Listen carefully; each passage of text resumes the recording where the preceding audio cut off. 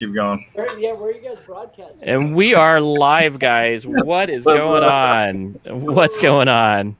We are still setting up a little bit, but we have the amazing band on today, and they are the Blood Moon Howlers. Amazing group, rock blues band out of LA, correct? Yeah, that's correct. Out of LA. You gotta love LA. That's one of my favorite places. How are you guys doing? Doing good. We're a little hot. Yeah, it's hot today. That's definitely that was the factor for our choice in dessert today. Yeah. Oh, even better. So let's step right to it. We got them on, and we're gonna talk a little about desserts. Guess first, what did you guys bring in regards to desserts?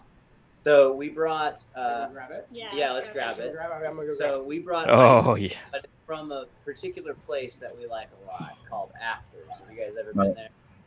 No, I've been there. So my sister Nichole used to live in LA, and we went to somewhere in North Hollywood once. It was like kind of like one of those yogurt jungle type places where you can get some yogurt and then you put the toppings on. Oh, I love it. So good. So good. Oh my goodness. When I was a kid, we would my mom would take me there from time to time, and I'd always get like this huge one and then never be able to finish it.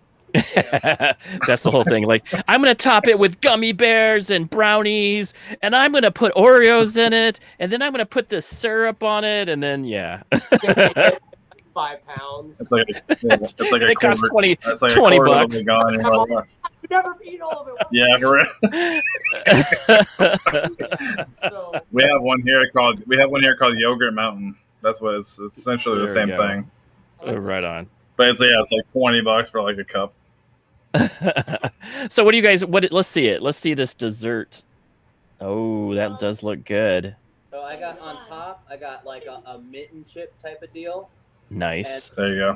They have like this one called. It's a flavor called cookie butter, and it's just like sugar cookie style stuff in there, and it's like I think it's like tart vanilla style something or whatever is the base. Nice. That's awesome. Rick and Morty thing, right? I don't know if that's like a what it always is, or if that's just like a thing they do every so often. Brandon actually showed us. Oh yeah, so my studio is really close to an Afters, and they're usually open till midnight. So like, I'd be working on mixes all day, and then Matt and Juju would come over, and I'd be like, "Guys, I need a break. You want to get ice cream?" And that started our ice cream fixation. There you go. And you guys live in LA where it is a tad hot today, so you guys are needing that, cool you down. We don't do too well in the heat. We have a lot of hair. I saw that. Yes. It doesn't go so well when like June through October. Actually, I mean, I eat ice cream all year. Yeah, ice cream is.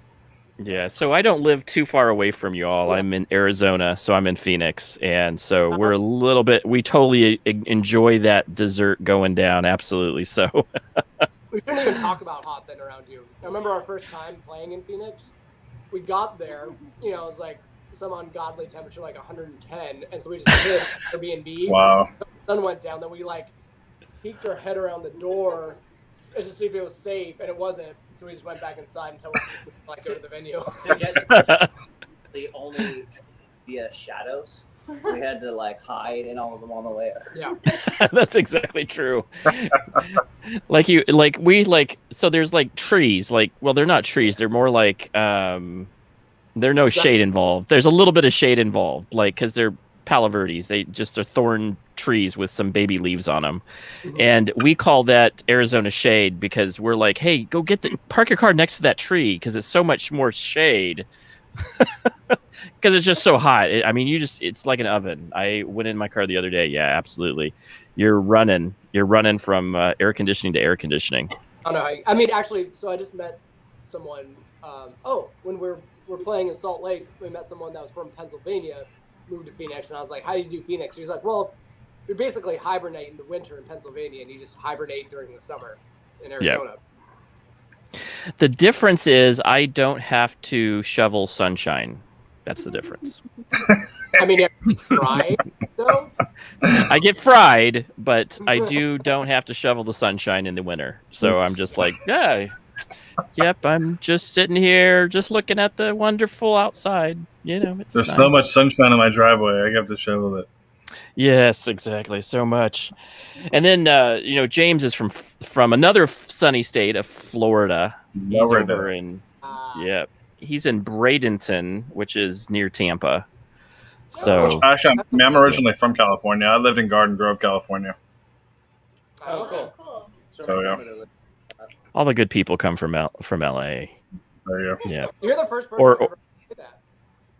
Yeah, I like my sister lived in LA for a long time. I loved LA. It was a great place to be going and hanging out. I have a lot of good friends in LA still. So yeah, it's good times. And also that's where all the good music, all the fun music stuff. I back in the day. So this was before the internet. Everything happened in LA. My parents are musicians. That was where all of if you wanted to go get found, you went to LA. Now it's not so much like that, but Yeah. I mean, it helps. The nice thing is like it's such a large community of such talented people here that like it's just a lot easier to make things happen, I guess, because it's like, oh man, we want to shoot a music video. Who do we know? It's like you can call like 10 people they know that are all fantastic, or find someone who's or they'll lead you to someone. Yeah, or they'll lead you to someone. Or need some strings, right. like take your pick. It's pretty lucky to have that here. Yeah, there's so many musicians to get Yeah, humanity sucks. Interesting, like instrument. You probably could like call someone who knows to play that instrument. Like pretty much anything. So. And that's very true. And that's what. So of course, my sister Nichole is going to be moving back to LA soon-ish. I don't know how soon, but soon-ish. And she can't wait because she's just she loves living in LA. There's so much to do. There's so much collaboration. How she even got into the business was through friends because of networking, just like what you're talking about. Somebody needed a friend to do this, and you start learning the gigs, and awesome, just really cool. I love her story about how she got into the music industry. So it's really a cool time, and it was all based because she lived in LA. So now I'm going to show you my dessert, and this time, this is the question. What is the question, James? Did I just bring an ingredient to a dessert? Ingredient? We should call it ingredient or dessert. Or dessert. So one time I brought like two episodes. I just brought a banana, but this time these are brownie cupcake things. There you go. Okay. And they are absolutely the most addicting things you can possibly eat. And I have to keep him away from my 12-year-old because he will literally eat the whole thing in one sitting. That happens. Especially with 12-year-olds who he's like a puppy. He's now. So this is the interest. He was on my channel for a long time as part of my my videos, and now he's like my height. People will be like, "Hey, what? You didn't do any tapings with him, and now he's my height," and they're gonna be like, "Whoa." Who ate that kid?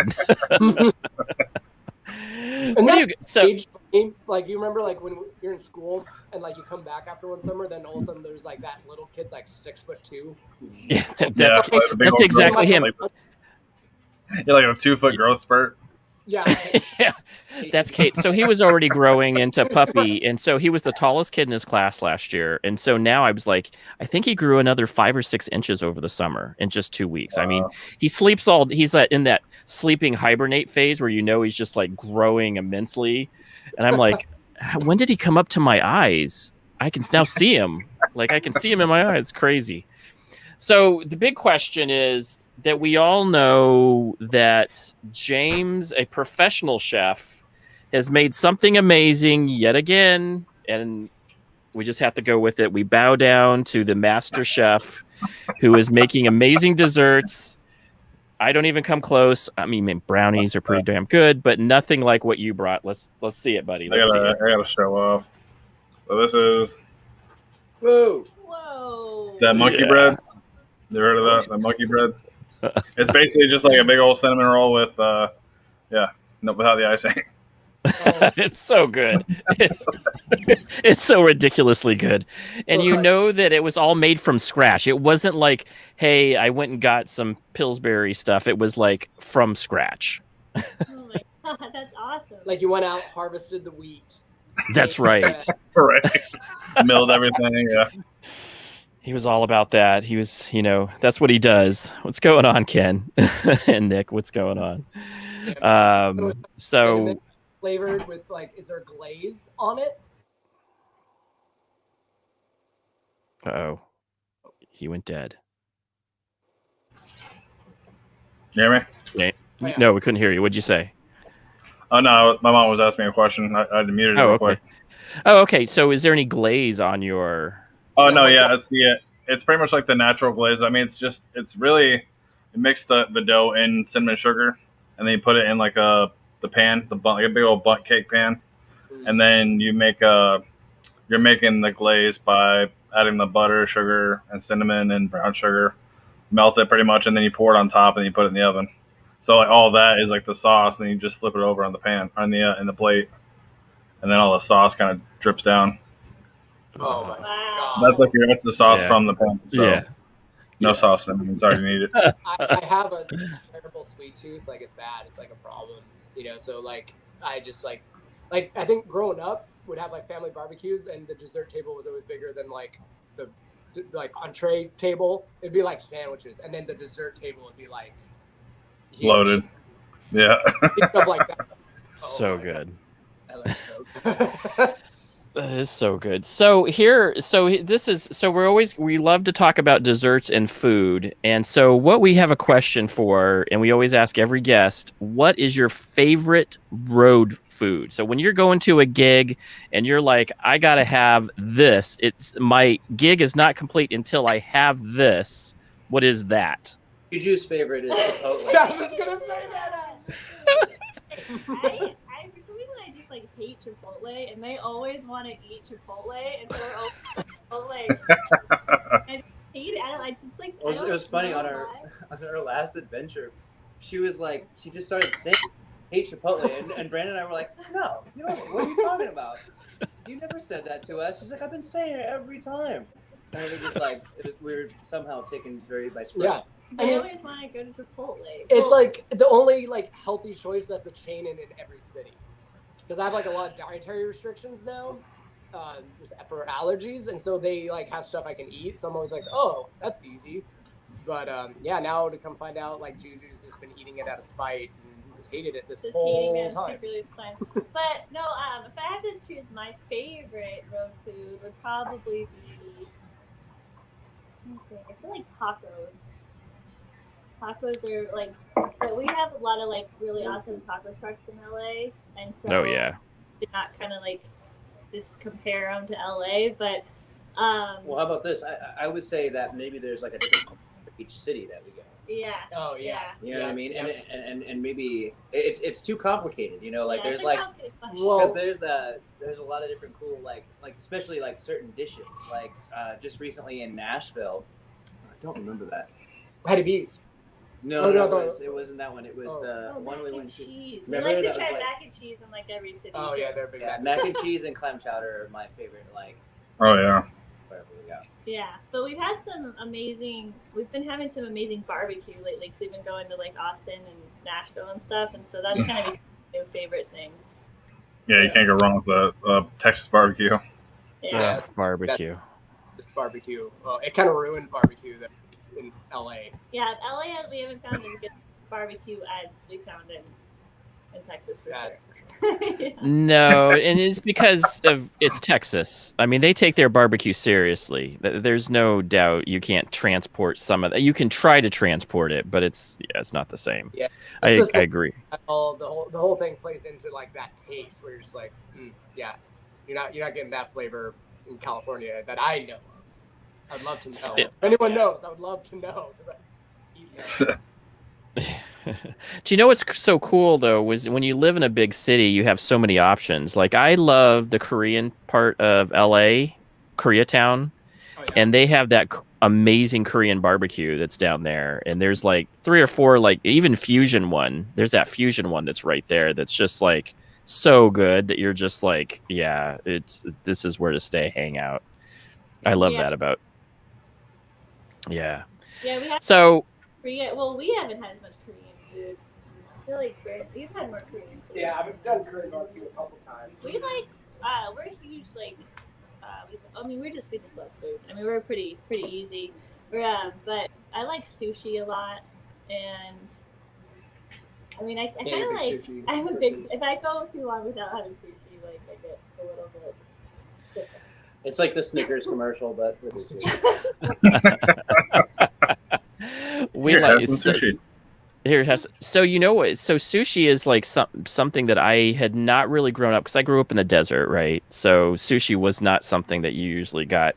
But now that it's gotten bigger, sushi has become more of a staple for, Phoenicians.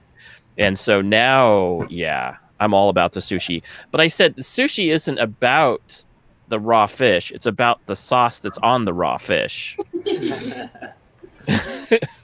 I said it's not, because my son's like, you're eating just raw fish, and I'm like, wait a second here. Let me tell you about what it is. It's the sauce that makes the whole thing, and it's just like we were talking about this last week. Escargot. If you put the right sauce on a snail, you're gonna eat it. You're like at the restaurant, and they're listen. This fish is so fresh, caught yesterday, filleted right now, and you're like, yeah. What's the sauce? What's sauce? Yeah, that's right. Is it hot? Is it that? Is it? Yeah. I love it.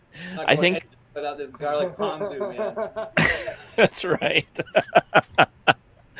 Yeah, absolutely. What's going on, Joshua Ricks? What's going on, buddy? Well, you guys, when you're traveling, what is your favorite travel snack that you like keep on you? Your backpack, car. Ooh, that's a good one. We're big snack because it's like long drive. We're big snack people. Oh, let's hear that. Let's hear that. So we got to hear the snacks that you're going in for. Yes. What do you guys? We should clarify though. Brandon is the snack master. Hence why he brought it up. He's like, yes. This is something. Just like get something and then gobble it all up, and like it's really hard to piece it. We'll accidentally starve to death. The snack man. I was an Eagle Scout as a kid, so I was just like always prepared. But it's like you have a little ice chest full of my favorite has been banana chips and almond butter. Oh, that combo, like you're hungry, you're on the road, that will tie you over, and it's delicious. Very nice. Drinking. Brandon comes out with the almond butter and banana chips. Saves the night. Every time. I can see that. Well, when I was growing up, it was banana and peanut butter. You could put those together. And yeah. I get it. Yeah, but the dried, because then you don't get the banana all squished and stuff. You just have the dried. Right. That's what I'm thinking. Yeah. Now, yum. So Brandon came in today just talking about walnut butter. Oh yeah. Now, James, what dessert would you make with walnut butter?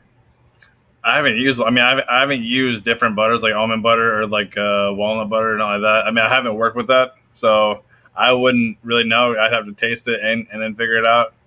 But I haven't tried the different kind of nut butters out there. Yeah, so. If you can, I've only seen it a couple places. There's this store next to my girlfriend's store. Which is really cool. There's a wide variety of butters out there. You know what I'm saying? Not just peanut butter, an allergy or something like that. You got a whole different variety of. Yeah, definitely highly recommend the almond the walnut butter. Almond butter. Also, walnut butter. I'll look out for it. Nutella has become more of a thing. And it's I love Nutella. Yeah, that's delicious. Yeah, Nutella, I can eat the whole jar of Nutella. I remember the first time I tried Nutella, and I was like, I thought it was like some sort of European thing or something, and I was like, or British thing, and it was like so good. I'm like, okay, yeah, I'm totally down. I see why they get this as it's a replacement for peanut butter. Yeah. When you're, especially when you're like, okay, this is the last time. This is like the last spoon. And you're just like 4 spoons in more. And I'm like, you just got to stop doing it. It's so addicting. Oh, yeah. Yeah. My girlfriend and I, we go through many a jar of Nutella. Literally. That's good, man. That's good. So what you were saying something about your girlfriend and some butter. Oh, you're talking about how we rub each other down with walnut butter? That's what I heard. That's what I heard. That's what I thought, that there was some sort of something about that. I don't see much walnut butter, but there's a spot next to my girlfriend's place that sells it, and that was my first time trying it. So highly recommend it if you come across walnut butter and you're a nut butter aficionado. That term, though, nut butter, still just gets like the 13-year-old boy in me just like wanting to call it. But, He said nut butter. Yeah, he's a nut butter. That's awesome. So what is okay? So we hear this.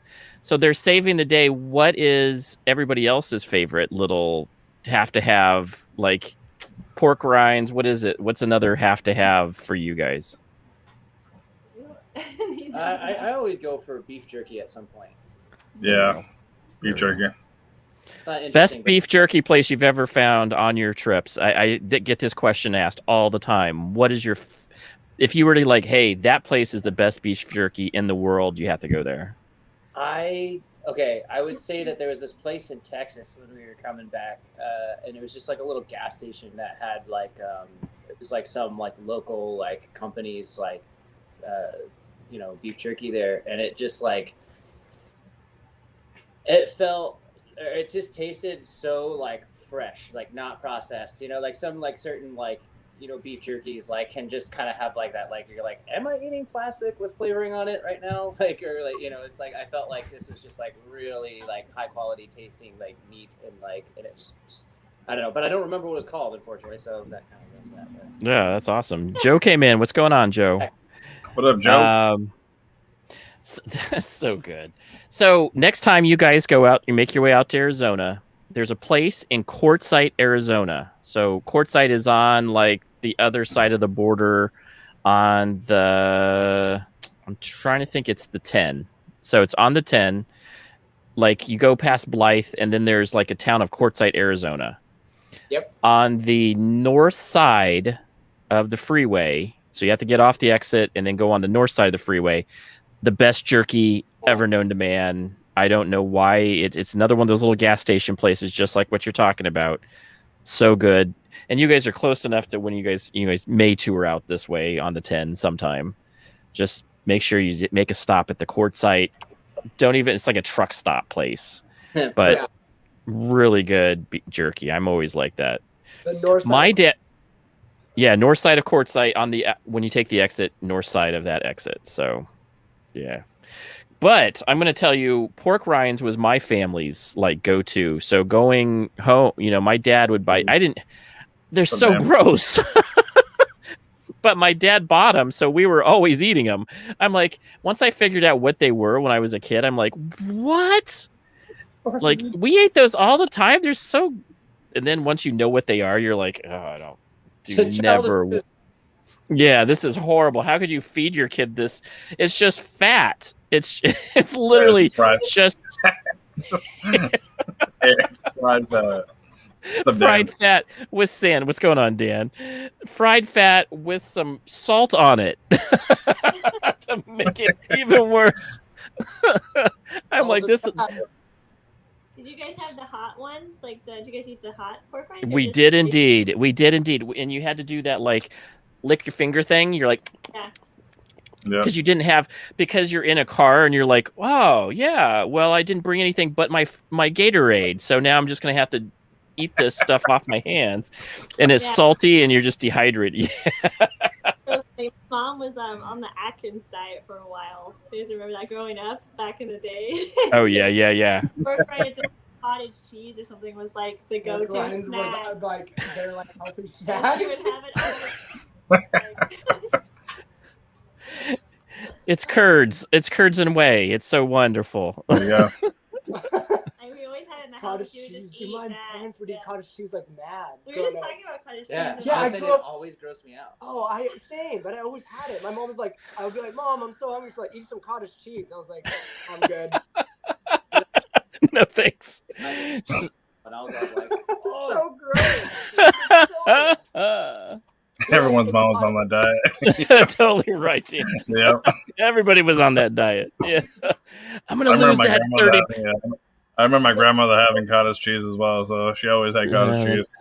So, you think it's gonna make a comeback where they're gonna have like this like hip artisanal cottage cheese one day that you get at like your like boutique bodegas? Like, super good. They have it like at restaurants. This is like as an appetizer.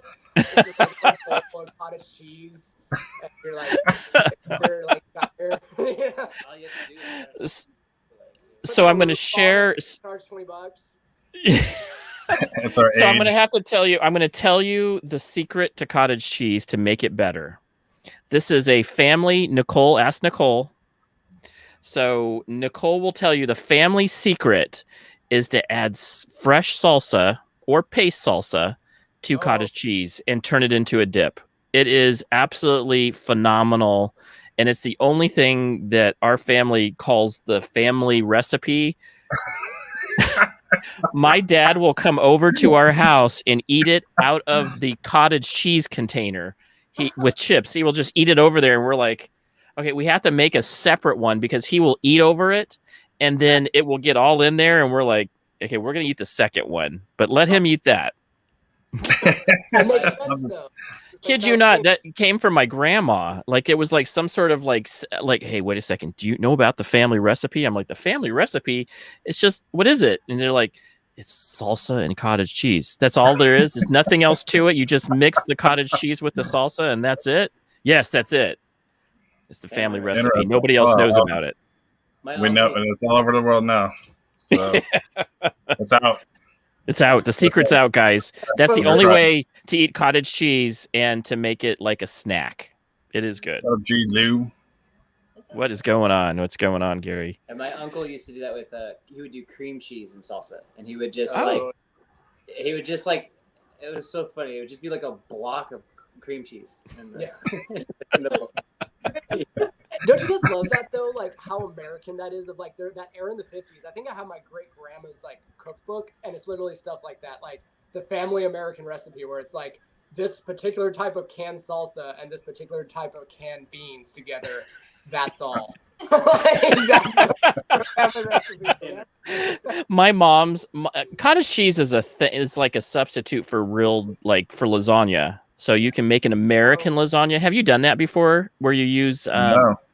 You can use, instead of the different types of cheeses, you can use cottage cheese. That is one of the main reasons why we always had cottage cheese, because we ate lasagna like once a month or something. She would substitute cottage cheese for the like different types of cheeses that you put in lasagna. Yeah, that makes sense though, because it has the same texture. Yep, exactly. Like that's American lasagna. Yep. And we just called it American lasagna. And I've actually seen it at different restaurants where I'm like, yeah, they just put in cottage cheese just like my mom did. So I have this, like, every now and then I'll get a craving for crispy tacos with like pink salsa, because that was like taco night growing up. Yep. Right? That's like very American tacos. It's like crispy shell, like that, like ground beef from the local grocery store with paste salsa, cooked in paste salsa, and then. You were a paste family? Oh yeah, we were paste. Big we were Herdez. Oh, Herdez family. Yeah, there you go. Our family was that. I mean, you remember like the paste picante sauce like commercials? Yeah, the old school commercials. That stuff's made in New York City. New York City. So yeah, we're probably a little bit older than you guys. Like we were probably, like I would say that we were probably the generation with the Atkins diets. The creators. We were the creators of the Atkins diet. I think my folks were big into the like low fat. But then like milk, this is like the worst. It just leaves parts of the milk for you. That's probably why I can't like drink milk anymore, because I used to drink a bunch of lactose growing up instead of like good fatty. Well, this is the thing, is milk was pushed on people for forever, and it's actually really bad for you. So milk really isn't a good product for you. You can't digest the fats in it, because they're huge cells. They're made for baby cows. Yeah. We in the 40s or 50s after the war decided that we were going to push milk into everything. And so that's where all the recipes, and they had these milk producers. They were like, instead of having them produce less milk, let's just push them on more milk so that they'll eat it. Yeah.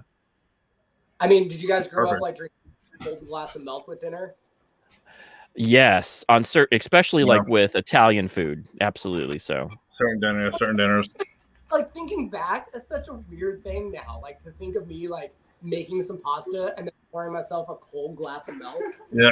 But like that was the thing. My grandma still does that. She still has a cold Yep. Yo, what's up, Nick? What's going on? What's going on? Things I buy. I know that guy. What's up, Nick? Yep, Mick. We have a Canadian in the house. Yo, Mick. Neil. Yeah. So, so let's talk some music here. So the main reason why we come on these things, I love talking food. So you can tell that we're both foodies. But let's talk your music. Wow, just wow. Impressive music.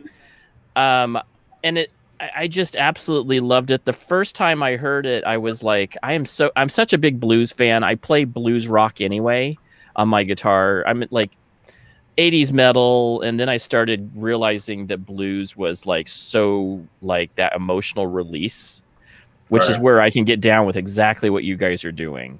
That mixture of blues rock, and then you also have, I would almost say, some jazzish type of stuff going on for it. And I just absolutely love what you guys have done. I love the sultry music that you guys have produced. That amazing voices on your, just phenomenally sounding. And then you add that, the guitar and the other thing and the drums into it. Just beautiful music. And it's, I mean, every song is so different. And I had one of my friends tell me this. They said their Sugar Babe, they were like, that's making baby music, is what they told me. Awesome. You guys do that a lot. Yeah. That's pretty What was fun. it on That's the Moonlighters our video again? goal. It was like we banged it or Yeah. something. Yeah. We love one video like we banged this or like Yeah. That was cool. That was good to know we're promoting before getting it on. Yeah, that's our whole goal with our band was just to get people to, have sex. Anyway.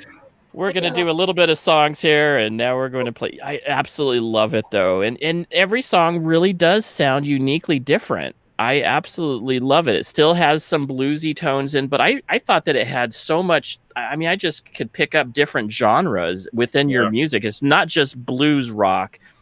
I do definitely pick up that psychedelic rock piece, which I really love that. That's that 70s kind of feel to it.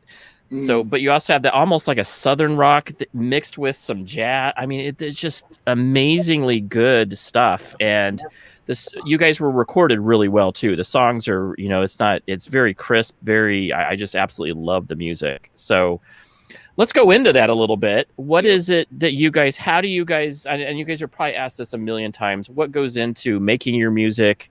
What is your inspirations for making? Well, I think I was just going to say, because of all the different genres and the influences that we kind of put into our music, we all come from like pretty different backgrounds of music. So I probably want to talk about that, because you had that like kind of idea with when we were. Oh, well, I guess the kind of idea that like started Blood Moon Howlers was this thing that like when I was working at this music shop, basically I would see all of the ads that people would put up for bands, and they would always have kind of the same layout where they would talk about like, hey, if you like these 5 bands, let's start a band together. And I kind of was just sort of like, well, every time I hear one of those bands that happens out of that, it always just sounds like a worse version of those 5 bands. Now, granted, a band could go on and grow and turn into its own thing and everything, and that's great and whatever.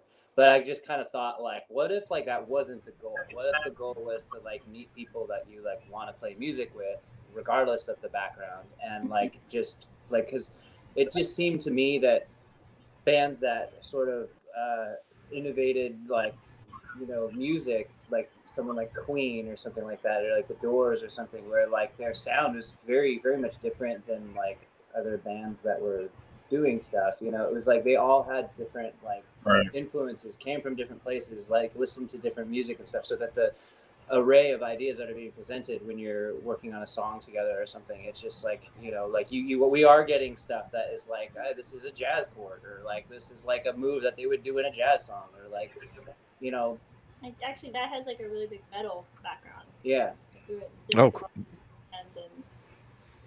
Yeah, but I mean, I kind of like, you know, I always loved the blues stuff too growing up and everything. And then like, you know, Brandon brought in his whole list of like influence. Juju brought in, like, Juju was like a huge like fan of like pop music and Motown, and, you know, and we kind of, I mean, the kind of thing where we all sort of like meet up is on like the like, I mean, there's a lot of ways that we all meet up. We all like a lot of this stuff, but like maybe the main one would be like some of that like 70s like rock stuff, you know, like Led Zeppelin, or like, because Brandon brought in a lot of like the like funk and the. Yeah, I grew up listening to like Parliament was like the religion, you know. There you go. Yep. Like that, because like, and I loved it because I was such a big Chili Peppers fan as a younger kid, and then like because of them found out about Funkadelic, and then that just like changed my world, you know. Yeah. So the intro to your Moonlighters. Mm-hmm. I was like, that's so Red Hot Chili Peppers. I was like, somebody's like totally listened to some Chili Peppers, because I thought it was just, oh, that's so awesome. Loved it. Absolutely.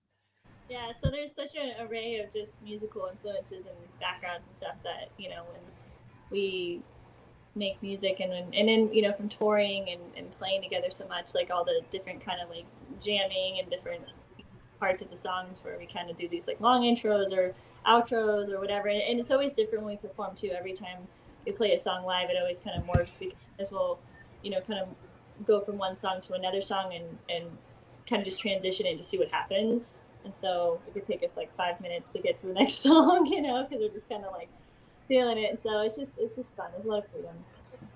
Kind of like Grateful Dead-ish, huh? Up there playing and then just jamming together. You're just jamming together. That's what that's about. Creating new sounds. Absolutely. And that's so fun to do in front of a live crowd. I think the live crowd also digs it because they can feel it. You know, they can feel that music vibing together. Absolutely love it. James, what do you got? Let's say the first song I heard was actually your rendition of Toto, or Africa, by Toto, which was really, really good, and even kind of sets apart from the actual like version of it. Even the video was like really, I think, really well made. I dug the video. I love that. That was. We did that. Yeah, that like, well, we actually had a really fun time making that cover, but that's been like Brandon's favorite song for like a long time. Yeah, it was like a birthday present. Yeah. Awesome. That's good. Like where I showed y'all's names and then showed like the saxophone, like. Yeah, that's good. And like the video was actually just kind of like a funny like idea that. Yeah, like, well, our friend Summer, who directed it, I called her about. I was just like, "Hey, Matt and Juju made this like awesome song for my birthday. Would you be down to make video?" And she just like did it because she's like, "Yeah, it's her birthday. Let's do it." So my whole idea was, I just wanted like our friends who were pouring Clamato on us. That was gonna be the whole video, just that in slow motion. Nice. It needs something else. I was like, no, and she's like, it does, and then so. Now. We were really into drinking micheladas at the time. Yeah, it was a Mitchie summer for sure. So, do you guys ever drink micheladas? I have, yes. Yeah. We were like really into it for like a few years. I wouldn't leave the house without a bottle of Clamato. Like my friend came over with a case of Clamato for my birthday that year because it was just like that's what we did all the time. Actually, we were trying to get a Clamato endorsement. We kind of fell through. They were really excited about it. Then we didn't put the video out in the right time. All stuff. It kind of fell through. We'll get back to that. One day. But you know what? I will say that is a really good drink. I still do the V8. I don't do the Clamato. I don't do the other one, but I do V8, the spicy V8. And I'll add that to some stuff. It's good. It's good. Friend come over and we were recording him one day, but he actually made a homemade Clamato juice. So that's in the works too, because we had this idea. We were like, well, what if we made like, because if you look at Clamato, it's like terrible for you. So we were like, tons of sodium. What if we make like a healthy version of like, Come on. and our friend, he's like, his name Kalen Chase, but he like came up with this little idea on how he thought he could like substitute the salty taste with like, you know, some celery or some shit like that, you know, and like he made this whole. It's actually really good. Yeah, it was good. Huh. That's good. That's good. There we go. The fridge too long, and it kind of turned into a science experiment, though. But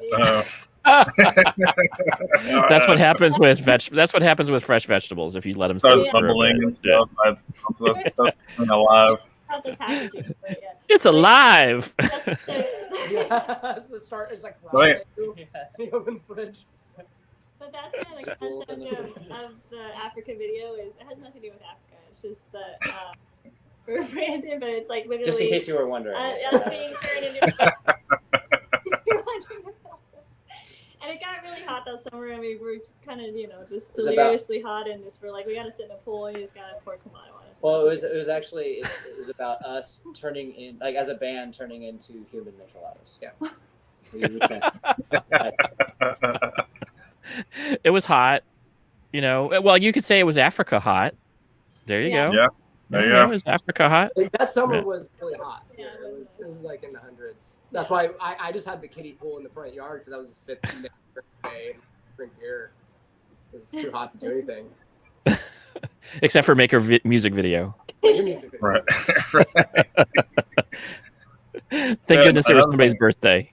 That was So good. another thing I saw too is that you guys played a first ever virtual reality Burning Man show. Yeah, that was. How Tell was us that? about that. How is that? How- Yeah, tell us about that. It was unique. It was like it was pretty wild how they set it all up and everything. But like basically they had different like venues hosting the bands, and they were basically live streaming from there. And then like, I mean, maybe you would explain this better, but like they were like basically like putting these live streams like in these different like camps and tents in the virtual world. And so we went down to a place in Burbank and just basically did like a live stream concert, and they had all these great lights and everything, and it was fun. And we like, Well, they were kind of going back and forth from they were airing from 3 studios on the West Coast, at least. That was part of the Reverbia camp, which is like the only camp that does like live music. Yeah, they're the only like.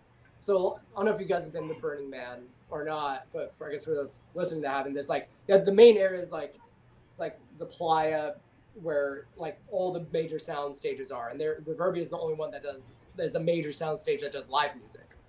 Right. So I got invited for my first time ever to Burning Man the year before to play with some people, and just made really good friends with them. And so we were planning on playing at Burning Man in 2020, and then when that all fell through, they asked us to come play the virtual live stream, and it was so cool because it was like in a virtual. Awesome. They, you know, some tech geniuses recreated like the playa, but where you'd have a little avatar and it was like a video game. But when you That's go back awesome. to the sound stages, all of a sudden you would hear a live stream music. So certain sound stages would have DJs like actually playing a set at midnight, you know, or whatever time, you know, you were tuning in from. But when you would walk up in the virtual world, you could like watch their performance. So Wow. what happened is there was 3 studios, like Juju was saying, that would kind of alternate the performances. So like when our set happened, it was like one in Seattle just finished, and then if you walked up to the Reverbia stage in the virtual playa, at that time you'd see us playing on the screen. So I thought it was such a cool, unique experience to be a part of, because the Burning Man world is like becomes so huge, and like it's such something that brings people together. Where obviously it was very different than being there, but it was such a beautiful experience in itself, because so many people who wouldn't normally get to go have the ability or Right. just go to begin with, got to experience it to a degree, and experience like that magic of just a bunch of people coming together to like make something happen. You know, because it wasn't like funded or anything. It was just a bunch of people going like, let's just do this. Let's make it happen. And everyone like pulled their resources and made it happen. it was an interesting experience too, because we played 2 nights, but what actually happened was we played one night and we did one live, and then we pre-recorded another set that got played the next day. And it was funny because we showed up and we were gonna pre-record the set and then do the live set. So we did an entire set and then found out that the guy didn't hit record. Oh no! So we were like, okay. And then we did the live set, and then after that set, did another set that was pre-recorded. So we probably played like a good 5 hours of music that night. Oh wow, Up till the sun came up. So it was a very Burning Man experience, you know. that totally is a Burning Man experience. How awesome is that? That's so cool. And you know what? That's what I love about the Burning Man. It's about the creativity piece. That's crazy, but I love the creative, because that's the whole thing about Burning Man, is that unique idea, people coming together. Yeah, that's really cool. I've never done it, and now I think I've been told that I'm too old to do it, but I've been told also, nobody's too old. That's bullshit. Yeah, there's no. No. When it feels time to go, it's time to go, and it's just there's something. You can be like 100. If you can get there, if you're 100 years old, then. Yeah, I mean, I see people. You're never too old. Never too old to walk around the desert naked. Yeah. I got that down. I got that down. I live in the desert. I don't know about naked, but people might throw me some clothes at that point. Put some clothes on. Nobody wants to see that.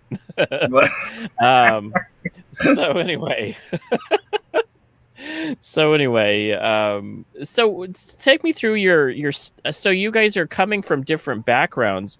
How are you guys creating music to where is it like you have your guitarist playing, or are you guys lyricists and you guys start with the lyrics, or is it, how are you guys coming together and just creating the lyrics are awesome, so they definitely are perfect. Some people start with the poetry part of the lyrics and then try to make music around it, or are you guys doing it all at the same time? The main way that it happens is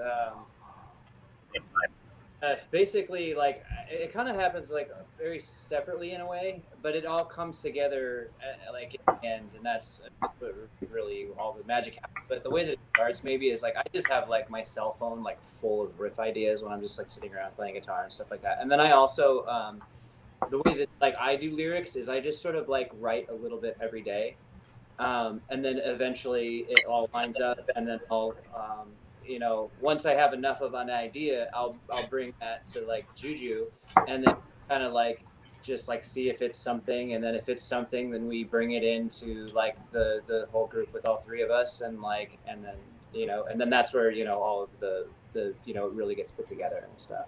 And then song will start with a riff, or sometimes it'll start with a melody idea, or it doesn't always start the same way.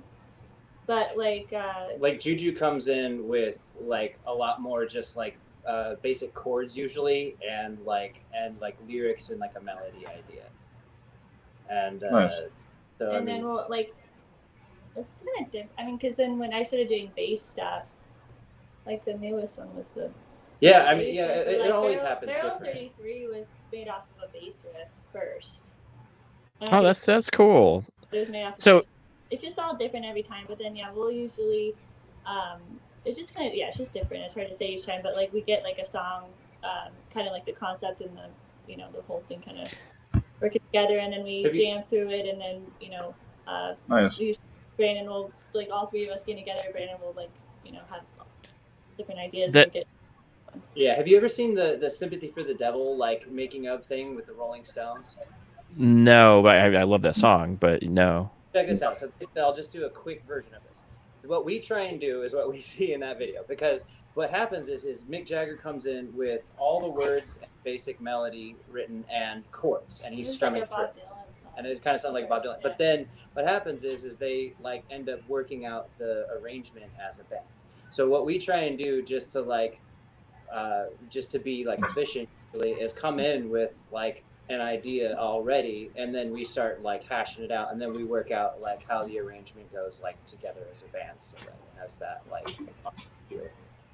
and it really works. I'm gonna say that's probably the reason why some of your sound is so different on different songs. It's just you can listen to one, you're okay, that's an awesome song, and then it just completely changes on the next song.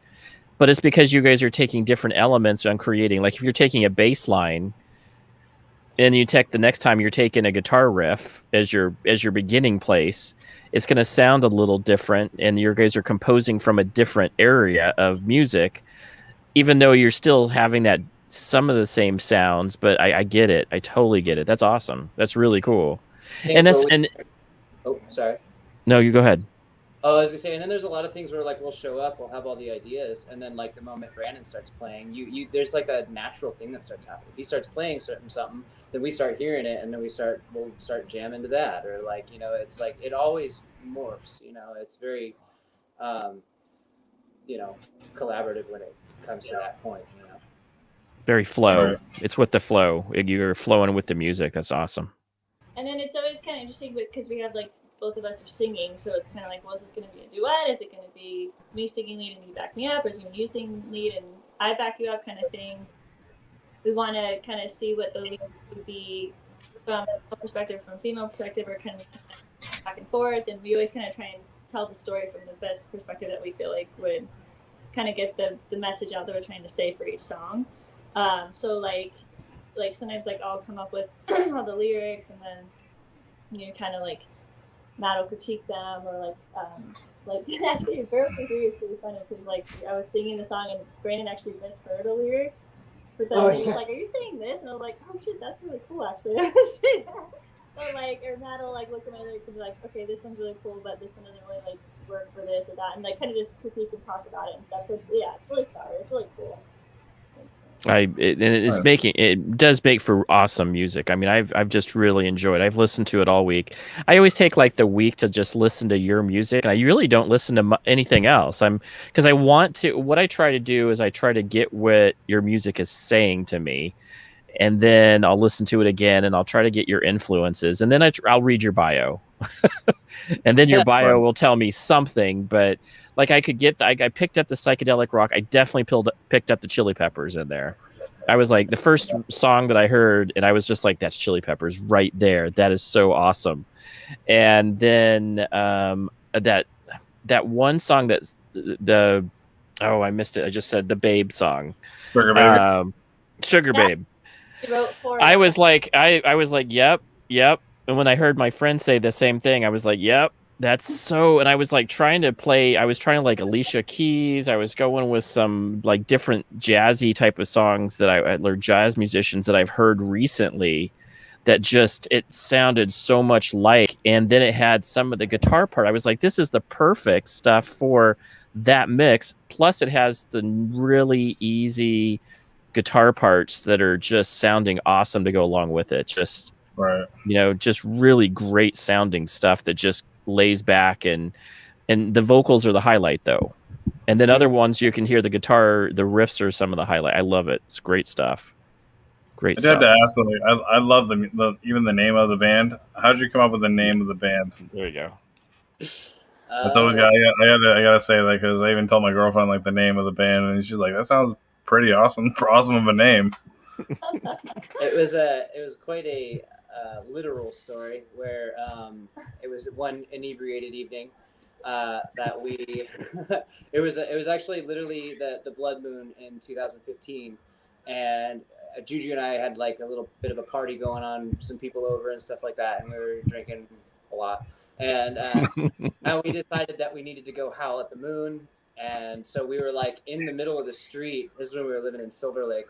And we were like taking all our clothes off in the street and stuff, and they were like, "We need to be closer to the moon right now." So then we climbed up on the roof of our duplex, and then our landlord came out and was like, "What the hell are you guys doing?" And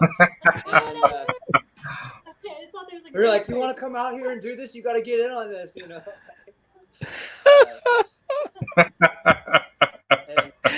That's the best story ever, guys. That's the best story ever. We were out naked, howling at the moon on a blue moon or blood moon. Literal band name. Yeah, that's the best ever. Like we were talking to a band the other time, a couple, and they're just like, yeah, this really kind of gelled, and we were like, okay, that's a story. That is a story. That's a story. And why is always the best stories? There's always and there's alcohol involved with this. Yeah.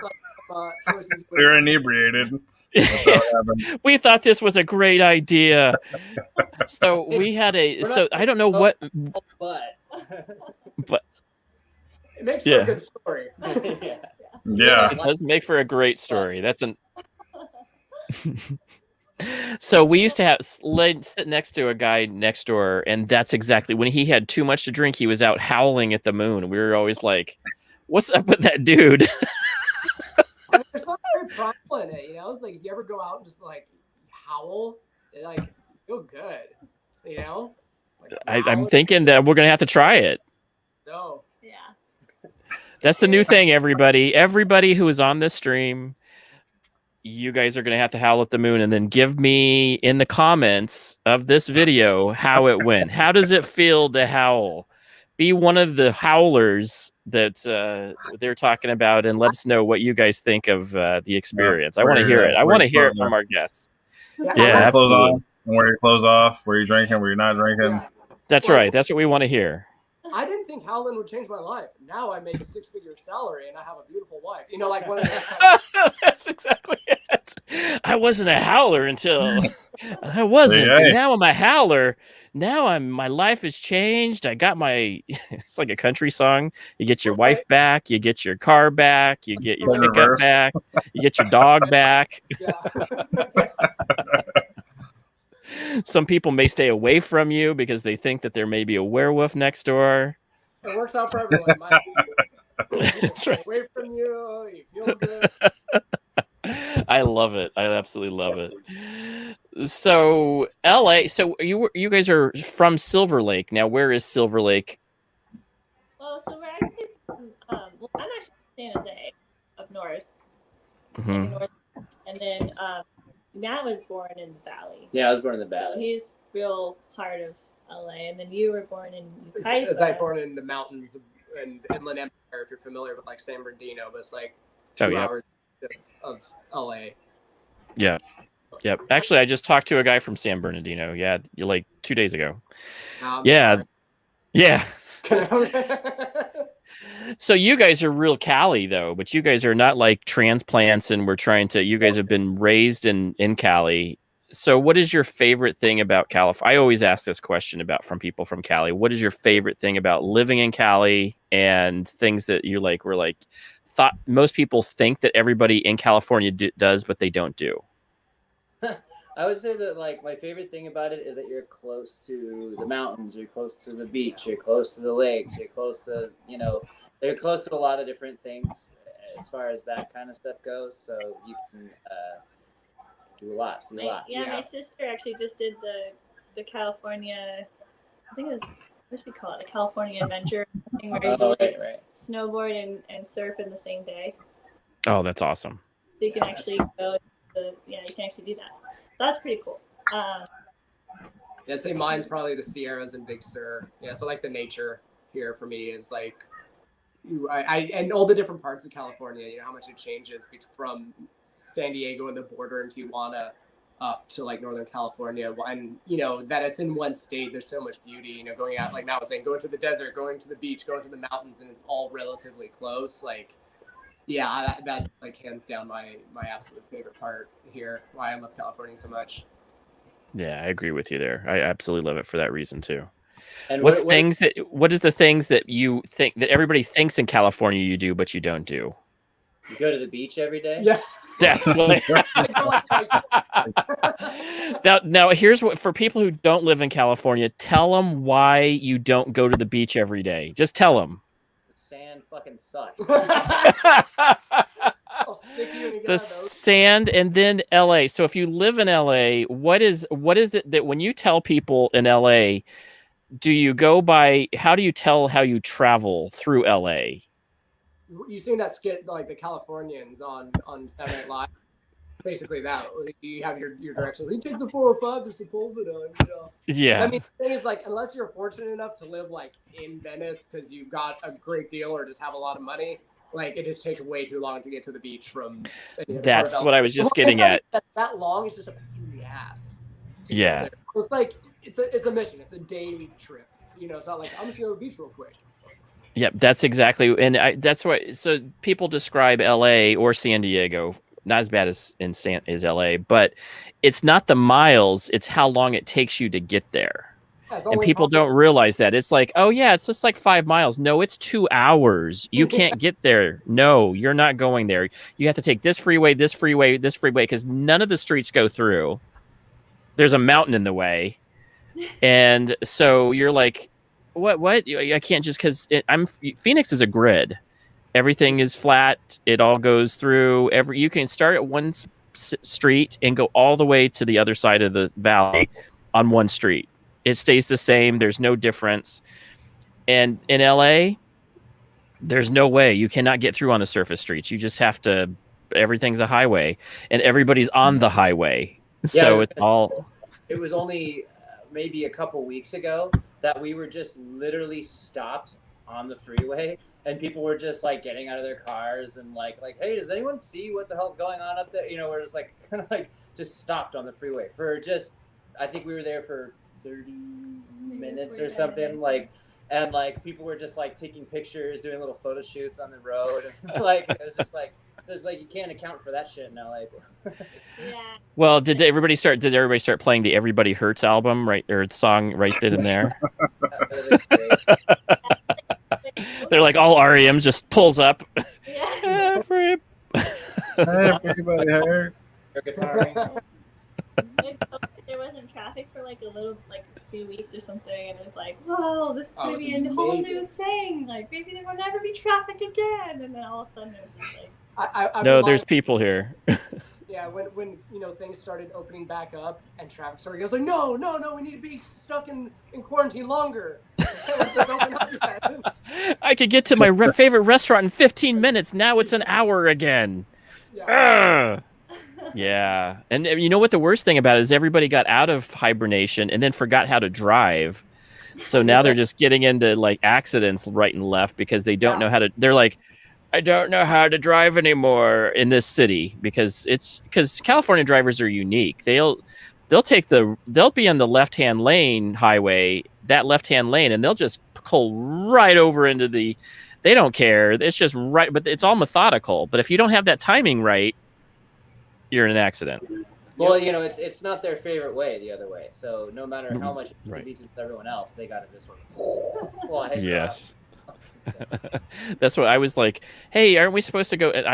She lived right off the North 101, and I was like, how do you? And it's like the small little like exit to get off and on this thing. And I'm like, how do you even like get it? And then if you miss the exit, you're going 4 more miles down the street, and it's not going to be the same. Is here in Highland Park where we all live. It's the first freeway in Southern California. So you go from a dead stop at a stop sign to 60 miles an hour on the freeway. Oh, wow. Lanes. So you're stopped and you have to wait till you don't see any cars and then just like floor it to get off. And then there's the people who don't realize that's not an on-ramp. It's actually a stop sign, and they'll just kind of roll onto the freeway into a oncoming lane, into a lane that's already going. Oh, wow. James is gone. Oh. I think this is like the tradition now. It's like, okay, it is 6:09. It is time for James to have issues with his camera. Exactly. Some dogs have now tripped over the line. No, there's no dog. Actually, like all the dogs that make noise are gone. Like they're not here right now. So dogs are gone. Battery was replaced. Yeah, battery was replaced. Good. And Still now issues. he's still issues. It's the ghost in the computer. It's the ghost in the stream. Oh, well. But it's not a stream until something goes wrong with one of our equipment. Yeah, we had a live stream one time where we had a blackout. I had a blackout over here in my neighborhood. Like just random. Like everything went dark. Happen any other day. Just had to happen. Yeah. Well, I hit it right literally 5 minutes before the stream. It started monsooning, so I'm like, oh no, what's gonna go on now? Last year during this time we had a monsoon and it actually hit a area near us, like a lightning hit somewhere, and then it blew out my internet. It like blew the router as well as like one of my kids' ports. So it was like I had to go buy a bunch of new equipment to get my computer, and it was like we all had to work from home. So I was like on my phone trying to do does my internet on my phone work right? Yeah, just horrible. Well, we're gonna wrap it up. We always try to keep it to an hour because your guys' time is valuable. We want you guys to be able to get out there. Tell us about what is going on now that everything's open up. Now we can ask these questions. Where are you guys playing? What are you guys doing next? Well, we're getting pretty excited because we were talking about Texas and stuff. We are actually working with a producer that we met. We played in some. We went to some different studios and did some live sessions and stuff in the studios during COVID. So we got to go to Nashville and San Francisco and Austin, and we met Jacob Skiba, who's a producer out in Austin, and we. And if you don't know his work, he he did the last couple of Gary Clark Jr.'s albums. He's worked on Wilson's music for the last 20 years. Yeah, he's Black Pistol Fire, Shaky Graves. Hit it off with him, and so now we're actually doing an album with him in Austin. So we're going to be going there for a little bit, and we. That's awesome. You've heard actually of ours. We're actually kind of redoing them and revamping it with him. So we're going to take them and put a full album together. So make it are you guys going to make a full EP or just album? Full album. We're shooting for an album. Full album. Nice. During COVID, we've written some songs when we were going to studios and stuff, and we have a whole. All of a sudden, we're like, oh, we have a whole album. So that's beautiful. Excited about that, and that's kind of been our main focus lately. But we just played a show in Salt Lake City, in Utah. That was our first time traveling out there, and with the brewery, this brewery called Saltfire Brewing that is out in Salt Lake City, and we met one of the owners of that brewery actually on tour when we were in Arizona. I think it was the first time we were in Arizona. Yeah, the Yucca Tap Room out there. And we hit it off with him, and he hung out and watched our set, and we stayed in touch all through COVID because we were supposed to go out there and play, and we had this whole thing. But then with COVID, everything got rescheduled and shut down, obviously. But then they finally had their music festival and anniversary party thing out there a couple weeks ago. So we made the trek and went out there and actually made a beer after our band. So that's so cool. The Blood Moon Howlers, Howler Hazy. That's awesome. That's awesome. So that's everybody who's in Salt Lake City, and I have a ton of you guys out there that I know that listen to me. Go check them out. That is really cool. That is ultra cool. They make really, really good beer. Yeah, they're really, really good people. Yeah, it was really fun. We definitely want to go back there, and we're just excited to start touring and traveling again. And we realized our band doesn't have air conditioning, so we have to get that. I feel like it worked, so we left. And also, I felt like before quarantine, if you left LA by 10 a.m., you were good heading east. Now it's just traffic all the time, so we left at 10 to head there. And I feel like it worked. But somewhere along the way to Vegas, the air conditioning went out, so it's a very hot trip. There's always the van story, the van. There's always people don't talk about that much, but it's a van that is from the 70s or 80s, and it's been owned by 5 owners, and we picked it up to put all of our equipment in. So it's hauling all the equipment for your gig, plus 3 humans, plus it's made in 1980s, and you're going in the middle of the summer. What could go wrong? What could possibly go wrong? Yes, I love it. My South for Winter, which is another band, they were telling us about their broke down van stories. They're just we're in the middle of nowhere. We have no money. We're trying to get some money at the gig we're going to go to. But if we can't get to the gig, there's no money, and we're in the middle of nowhere on the East Coast. So yeah, you got to love stories like that. Yeah, but I'm glad that you guys got there and were able to play. So now you have to go fix the van to be able to go to Texas. Yeah, definitely had to fix the van. We bought the van right before COVID. We were starting to tour a ton, and we were we really need to get a van. And so we were renting. We were trying. It was just no, we gotta get a van. We're gonna be touring so much. It's gonna be awesome. So we got the van, and then literally that month, COVID just everything got shut. All of our tours got canceled. Everything got canceled. So it was just sitting out in our street, in this area where they had street cleaning and all stuff. So we kept having to move it around from park to park stop for the whole this extent of COVID, and it got broken into. Oh no! And they were this poor van had so much promise. I was all excited to get on the road. No doubt. And that, what a bummer, because now you guys are going to have to go reschedule. But you know what? You all are so good that I have absolutely no doubt in my mind that you guys will be able to pick up, and we'll be hearing your name more often because you guys are very talented individuals. Anything last thoughts, James, for them? No, it's been like I said, I always enjoy these live streams because it gets me to learn about different bands that are out there that I haven't heard about yet, and learning. I mean, any band that we've had, I mean, have been just, it's great music and it's a great experience, and it kind of breaks away from the actual normal stuff that anybody might listen to, whatever. But yeah, it just brings a different, more. It broadens my view of different bands that are out there. You know what I'm saying? Instead of the actual bands that are just played on the radio or whatever. You know what I'm saying? But so I actually have anybody here with us, being interviewed and stuff like that, learning more about you has been awesome. So yeah, I thank you guys for joining with us.